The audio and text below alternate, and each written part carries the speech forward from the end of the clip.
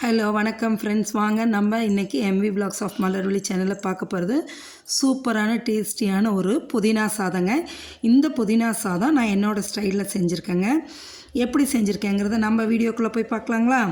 வாங்க பாருங்கள். ஒரு வானலை எடுத்து வச்சுக்கிறோங்க. வச்சு ஒரு 2 ஸ்பூன் நல்லெண்ணெய் ஊற்றி நல்லா ஸ்கூப்பாக 1 ஸ்பூன் வெள்ளை உருட்டு உளுந்து போட்டுட்டு அதை அப்படியே லைட்டாக வறுத்து எடுத்துக்கிட்டு அது கூட 2-3 பச்சை மிளகாய் உடச்சி போட்டுருங்க. அதோட 10-12 பூண்டு பல் உரித்து போட்டுக்குங்க. இதெல்லாம் நம்ம வறுத்து அரைக்கிறதுக்குங்க.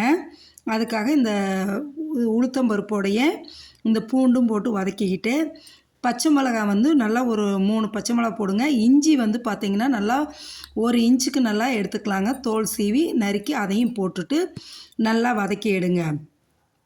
இதோட பொறுமையாக மீடியம் ஃப்ளேமில் வச்சு வறுத்தெடுங்க. அப்போ தான் நல்லா வதங்கி வரும். அதுக்காக தான். சரிங்களா? நல்லா வதக்கி எடுங்க.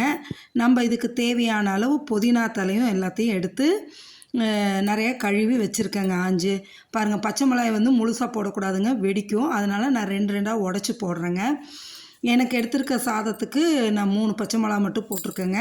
உங்களுக்கு எவ்வளோ காரம் தேவையோ அதுக்கேற்ற மாரி நீங்கள் போட்டுக்கலாங்க. காரம் அதிகமாக வேணுன்னா இன்னும் 2 பச்சை மிளகா போட்டுக்கலாம். காரம் கம்மியாக வேணுன்னா அதுக்கேற்ற மாரி போட்டுக்கோங்க. சரிங்களா?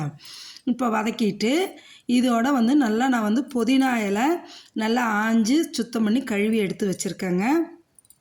அந்த புதினா தலையும் இதில் போட்டு நம்ம வதக்கணுங்க. இந்தமாரி வதக்கி அரைக்கும்போது அதோட புதினா சாதத்தோட டேஸ்ட்டும் நல்லாயிருக்குங்க. பிள்ளைங்களும் நல்லா சாப்பிடுவாங்க. ரொம்ப செரிமானம் ஆகாதுன்னு பயப்பட வேண்டாங்க. நல்லா டைஜஸ்ட் ஆகும்.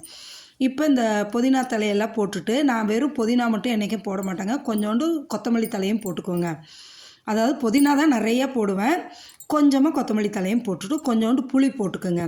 போட்டு இதை நல்லா வதக்கி எடுத்துருங்க. வதக்கி எடுத்து ஒரு பிளேட்டில் வச்சுருங்க. அது ஆறுனதுக்கப்புறம் நம்ம மிக்ஸி ஜாரில் போட்டு அரைச்சிக்கலாம். அதே வானலில் திரும்ப ஒரு 2 ஸ்பூன் எண்ணெய் ஊற்றி கடுகு உளுத்தம் பருப்பு போட்டுட்டு 2 கொத்து கருவேப்பிலை உருவி போட்டு 1 ஸ்பூன் கடலைப்பருப்பு போட்டுருங்க. போட்டு ஒரு 10 முந்திரி பருப்பு உடச்சி போட்டுக்குங்க. இது முந்திரி பருப்பு ஆப்ஷன் வேணுன்னா போட்டுக்கலாம், இல்லாட்டி ஸ்கிப் பண்ணிக்கிங்க. நல்லா ஒரு வெங்காயம், பெரிய வெங்காயம் நறுக்கி அதையும் போட்டு நல்லா வதக்குங்க.